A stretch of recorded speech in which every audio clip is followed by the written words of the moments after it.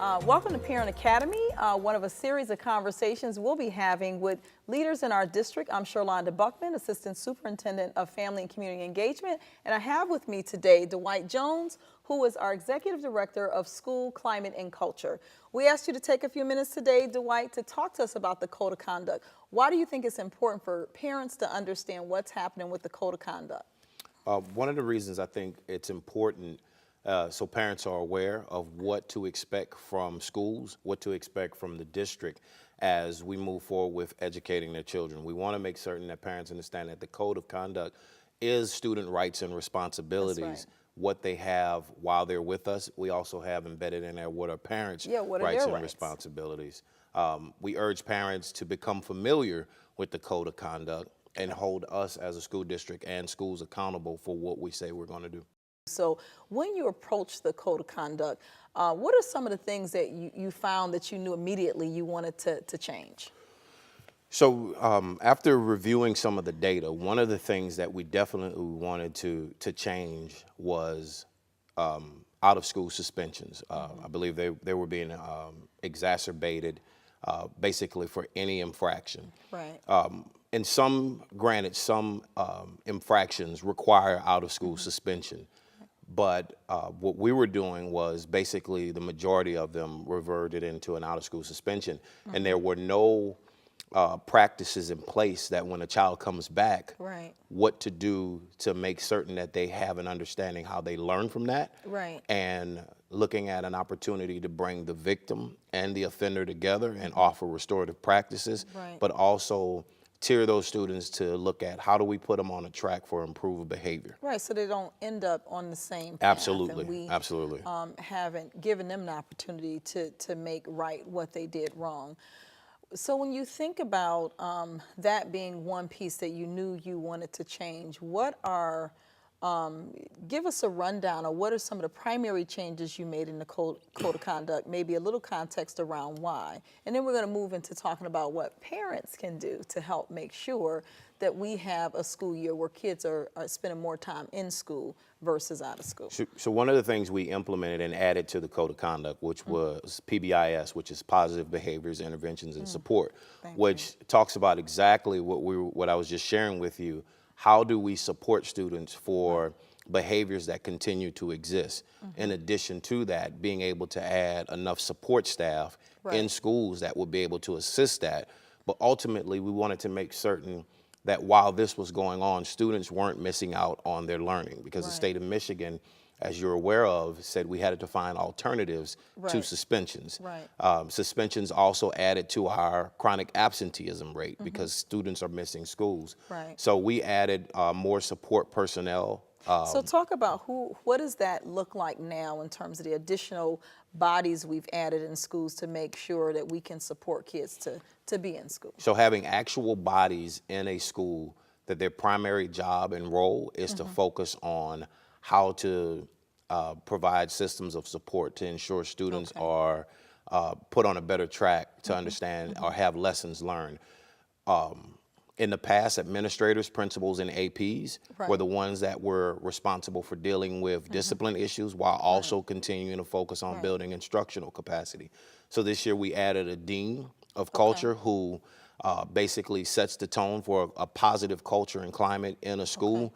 And what we want to make certain is everyone understands that when you think about the Code of Conduct, it's not something that's just punitive. However, we recognize that students make mistakes as all adults, but they are human beings and they have to have a point to where they learn from those mistakes. We also have attendance agents and school culture facilitators. Also, we added counselors back to schools. We have DHS workers who are social service support in schools. So when we find out that there are things that are barriers that exist within a particular student or a home with parents are involved, we can dig deeper. You have a way to leverage some support from outside systems as well. And so we've moved from having the administrator, the principal, as you said, and the assistant principal, who really, we need to support our teachers in excellent teaching and instruction and focusing on that, moving them from having to deal with the discipline issues to now you have almost a handful of folks whose job it is to support kids to be successful in school. And I just want to emphasize, as you said, it's not just a code of conduct to be punitive, but also there are ways in which young people are learning from what are those behaviors that's triggering them to be in trouble and taking them outside of what we as parents want them to do, and that is be getting education. Absolutely. And as we talked earlier, I come from the instructional side. Right. When a child doesn't understand something, we don't suspend them. Right. We go back and reteach them. And I've always used the example in mathematics. If a child doesn't understand how to divide fractions, we don't stop and suspend them. Right. We teach them about the multiplicative inverse and then tell them to multiply it, and then they get it. So Right. with practice, they become better. And that's the same thing that we want to do for our students, with making certain that they understand what is acceptable and unacceptable behaviors. But when Right. it happens, what are some ways that you could have thought through this problem or Right. this issue to come out with a better result? And once it's they- almost teaching them life skills. Absolutely. Because it's like, It how do is you life problem skills. solve? Because if we don't teach them that in school, then they become adults who, as soon as you get pissed off on your job, you quit. Absolutely. And then You the can't live- expectation on the job is Right. for you to come in and knowing that. And what better place to problem do that solve. in a school? Yeah. Absolutely. Yeah. So, talk about some of the other changes that, how does that play out in terms of the school environment? So you have all these new bodies in the school. How are you supporting them to make sure they have the tools to be able to address some of the issues that are coming up? So one of the major things we decided to do was focus on classroom management, Okay. Giving teachers an opportunity to recognize when these behaviors exist. What are some strategies that they can do? So you're giving teachers strategies Giving as teacher well. strategies. Okay. We went through this summer where we trained administrators, deans. We've trained teachers with classroom management strategies. We even brought in security and other support personnel because these changes were being made. We wanted to make certain that everyone in the school community was aware of this. We And also I think that's going to be a big one for parents, because we know that there have been concerns around security officers, so they've been part of the training Absolutely. as well, in terms of how you change the culture to have a more positive culture in the school. Absolutely, and it was important because those are the individuals that meet the students as they enter the Absolutely. school. So Absolutely. they're setting the tone from the beginning of the day Right, to the end right. of the day, and we felt it was important to bring them a part of it so they know what was going on with that Okay. change. And if they recognize, believe it or not, individuals in a school may have a better connection with a Right. student than sometimes a teacher. And if they know Absolutely. that there's a resource in the school that can someone can help that child, then they direct the child to that person where we can provide that additional support that's needed. Well, so now I want to flip this a little bit. So Okay. we're talking about, here are the things and the conditions that we are working to create in the school. And we know there's going to be some hiccups here and there, but that's part of what you're doing, is like, how do we intervene? We know we've laid the foundation to have a different kind of school year within our schools. What can parents do? So, because there's that external piece where our young people go home, and sometimes there are challenges that are happening there that they bring back into the school, and then that sometimes will trigger them getting into trouble. But pulling back from the data you've seen and what's happening with young people, what are the top 2 or 3 things parents should be thinking about to make sure we have a good school year? I think first of all, making certain that parents are staying in communication with the school that their child attends. Okay. Secondly, and probably almost go with that same one, is becoming familiar with the new code of conduct and understanding what are the students' rights and responsibilities, what are parents' rights and responsibilities. That helps a long way with making certain that they can provide the best support, because what we want parents to understand is that we want the child to be as successful as they do. And they can get the code of conduct from the school. They can or get it going from to the website? right. They can get it from the school if they ask for a Okay. printout, or they Okay. can get it from the website. Okay. Just type in code of conduct in the search, and it Right. will take them Right. directly to it. In addition to that, you mentioned that there may be some hiccups along the way, and we anticipated that. Right. One of the great things about the Code of Conduct is it will be up for an annual revision. Okay. So that we can present it to the board based on what data says. Parents also have the opportunity to join us in the revision through the Code of Conduct Task Force. And that's how this code was established or revised. We had a Code of Conduct Task Force that met about 4 or 5 times throughout the school year to talk about what were some of the changes they wanted to see. And it was made up of PTA, administrators, teachers, students, parents, politicians, attorneys. I think that's significant to mention because that was a very collaborative and open process, a series of meetings that got us to this Code of Conduct. Right. So in addition to your experience, you leverage people Absolutely. who have been involved. And being new to the city of Detroit, I felt it would have been very disrespectful to just come in and put a code of conduct together based on what I believe. I felt it was important to have Detroiters involved in what the district was trying to do because as our mission says, we're trying to build a stronger Detroit. So in order to do that, we wanted to have the community and all stakeholders within the community to be a part of this process and even have a voice in it. Right. And you're coming from where again, Dwight, remind us? My last location was Duval County Public Schools. This is actually my 5th school district. Okay. Yeah, absolutely. Okay, so you've seen a lot across 5 different school Absolutely. districts. So we're going to benefit from all of that in Detroit. So Absolutely. just know we're not done with you yet. But so let me just say, okay, I'm a parent. My child has, with all of the support that we've put in the school, somehow I find my child has been suspended. What are my rights as a parent? What is the recourse? What are the steps that I take? I got to work. I have all these things going on now. This kid has got suspended, so I'm already frustrated. I need to know what my rights are. So number one, you want to basically make contact with the school to get an understanding of what led to the suspension. Okay. Secondly, you want to make certain that the due process has been followed accordingly to what the child's rights were, your rights as a parent. If you disagree with that, then there is an appeals process that you can appeal, and it will go to the code hearing office. Right. In addition to that, if there are further steps that need to be followed, it ends up in the superintendent's office. Is that office, is the appeal process in your shop? It is actually under my shop, led by Mr. David Hopkins and the hearing officers who has a committee that's put together to look at a case to see if it needs to be turned over or appealed based on what a parent believes has happened. But the parents need to definitely, first step, have a conversation with the individual, basically have a conversation with the individual that wrote the infraction. And obviously have a conversation with your child Absolutely, first, because absolutely. as parents, we know our children best. Absolutely. And sometimes we know if there's something ambiguous that's just not adding up there, or if this just feels like this is totally out of character. My child is typically, that's just not the space he or she operates in. Right. So you talked about the parents' right, and there's process, and is that laid out in the Code of Conduct? That's absolutely laid out in the Code of Conduct. So you mentioned student rights. Right. Talk a little bit about what the students' rights are. So one of the things I felt was important was we needed to make certain students knew that they had a right to a quality education. Okay. Students have a right to a grievance if they feel like they've been wrong. They have an opportunity to express themselves. They also have a right to say if they are receiving a quality education and how do they go about making certain that they get that. We also wanted to make certain that in addition to parents that you understand, and this was from the task force, every infraction requires a parent conference and a restorative practice put in place.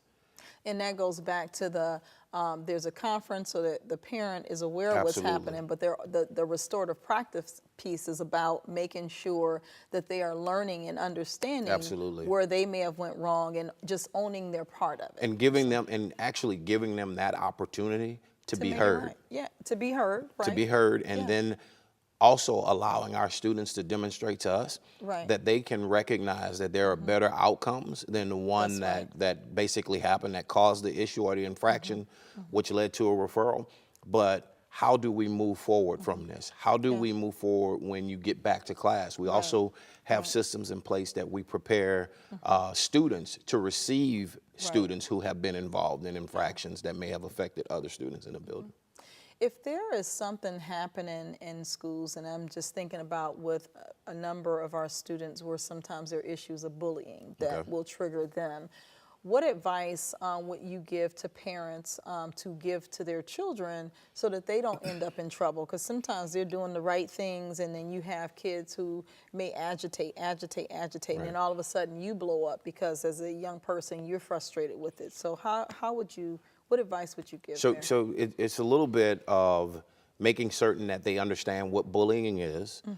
Secondly, don't just stand by and allow someone else to be bullied. Speak up. Definitely inform their parents. But before they go home, inform a responsible adult in the school. And I say responsible adult because we believe that all the adults in the building should take necessary action when it's brought to their attention and where that situation can be investigated. But I honestly would believe what parents can do is just have daily conversations with their child about what's going on at school, how was school today. There's so much more that you can get out of that question if you dig a little deeper. And especially with teenagers, because a lot of times I find with teenagers they give you one-word answers, and how was school? Fine. Did you get any homework? No. Or how much homework did you get? So you have the one-word answers, and often they don't necessarily go to their parents to problem solve. Sometimes you find that they go more so to their peers. But your advice is, one, if it's happening or if you suspect that with your child, advise them to go to an adult in the school that they trust. It may or may not be the dean of culture. It could be Ms. Smith, who I'm comfortable talking with. And that our expectation and some of the training has been around when we know about it, we should act on it. And then secondarily, encouraging them to stay in regular communication with their children, because you as a parent will know if something is wrong. Absolutely. And also just going to the schools, identifying on the bullying websites, there are questions that can be asked to their kids where you can dig deeper and they start to open up. Have you made any new friends? Are there any upcoming field trips or things that you're going on that you want me to be a part of? Who is your best friend? Absolutely. What do you like to do? What are some interests? Are there any teams that you're going to be on? Are there any organizations that you would like to join? And if your child doesn't want to be a part of anything that's going on at the school, then as a parent, become a little bit more involved and identify what are some of the things that the school offers that you know that your child could benefit from, and see if they want to be a part of that. Yeah, I think that really helps when you talk about communication, because it's tough. With the younger children, sometimes they're like faucets. They tell you everything. But as they get older, I think that's the space where what you said is very helpful, turning it into things that are interesting to them. Do you plan on running track this year? Are you interested in, debate or whatever might be happening? Knowing your child's teacher's name so you can say, how is Miss Smith doing today? Takes them in a direction where they can't just give you the one-word answers, but it gives you an opportunity to go a little deeper and stay connected to what's happening. I would also urge parents to become volunteers within their child's school. One of the things that I learned, and I had a very exciting time going around to schools, because children weren't able to just come to the Code of Conduct Task Force. So I went to about 15 schools in the district. I know you've been all across the district. And I had conversations with students, and it was amazing how they were just ready to be open with what was going on in their school culture, some of the things that they would like to see in the Code of Conduct, what they would expect from their teachers. And if they got it, they would give a little more. So if parents are volunteers, they can start groups in the schools where kids can have an opportunity to speak out. Absolutely. We have other programs in the school, speaking of that, Speak Out and Okay to Say. So if students are knowing that these things are taking place, that we have banners within our schools where they can reach out. A platform. Absolutely. I think that's excellent. Okay, so Dwight, I'm pretty sure when you were growing up, you never got in trouble, so your parents didn't have to worry about the Code of Conduct. You were just like a straight A, sterling student, right? I was the one who probably looked at the Code of Conduct for the loopholes. Okay. But honestly, I wanted to also become that person, and I'd have the opportunity to be able to say that there is someone at the helm that understands students that was like me. While I understood I had to get my work done, Right. I just wanted to explore school a little bit more. So you were one of those clever kids that looking for how do I get around the code of conduct before your parents even got it. Absolutely, absolutely. So I think we all have a little bit of that in us, some a little bit more than others. Yeah. And I think now I get a little bit of that payback because I have one of those clever individuals in my own home. How old are your kids? Tell us. 12, 14, 22, and 25. Oh, you got a whole crew. Yeah, I have, yeah. Yeah, so when I think about sometimes the challenge in parenting, you have a range. So you've been through the teen Started years with the younger. Talk about like what would you advise parents at home when you're having a challenge, you know, with your young people and just parenting and discipline and things like that? Because we know sometimes that spills over into the school. Right. So how did that go in your house? I think what I did, what we did as parents was try to always look at it from the lens of the child. Right. While still being a parent, understanding what scenarios are going on, and then align that to the values and morals that we teach our kids in our own home, and making certain that our children understood. Right. We will take the side of right. Right. However, make certain that you come to us with Right. everything and the first time. Right. So basically being truthful was number one in my home. It is Right. number one. Right. Because I don't want a different story when I do Right. address school administrators or teachers. After that, then make a sensible decision on what needs to go on. If it's a lesson learned, if it is teaching our children how to handle something more appropriately. Right. But one of the number one things, and I don't know if anybody want to use this, is we shared with our children always to remain a child. Right. And let us as adults handle the adults. I remember hearing that a lot in my household. Yeah. It was more like staying a child's Yes, never step place. outside of your bubble as a child. Right, right. Always remain there. Always remain respectful, Right. because this is an expectation we have Right. of you. And if you are wronged, we as your parents will Right. speak on your behalf. So going back to communication, Absolutely.